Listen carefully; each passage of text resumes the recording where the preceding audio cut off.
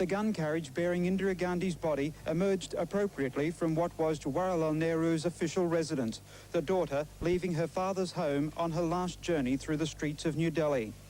Flanked by India's military chiefs, the late Prime Minister's body was garlanded in jasmine, roses and marigolds, but her face was clearly visible.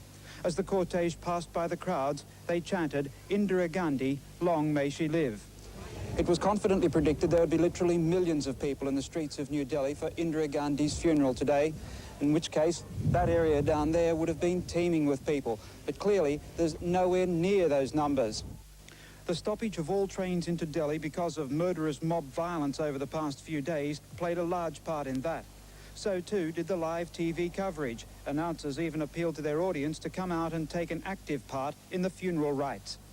They were to reach a climax at a place called Shantivana, the Park of Peace. It was here that Mahatma Gandhi and Prime Ministers Nehru and Shastri were also cremated. This was where emotions began to reach fever pitch. The pressing crowds tried to storm the barricades.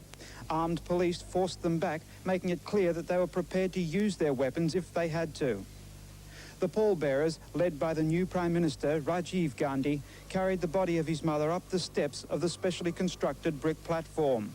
They laid the body on a pyre of sandalwood logs. It was Rajiv Gandhi, as the oldest son, who was to light the fire. He circled the pyre a traditional 7 times, carrying the flame. Before setting the sandalwood ablaze, he bent down to kiss his mother. Then he lit the timber as the final act in the last rites for Indira Gandhi. As the flames took hold, members of the family and close friends made their contribution to the cremation ceremony by each adding a piece of wood, eventually covering the body from view. Mrs. Gandhi's ashes will now be taken and immersed at the head of the holy river Ganges.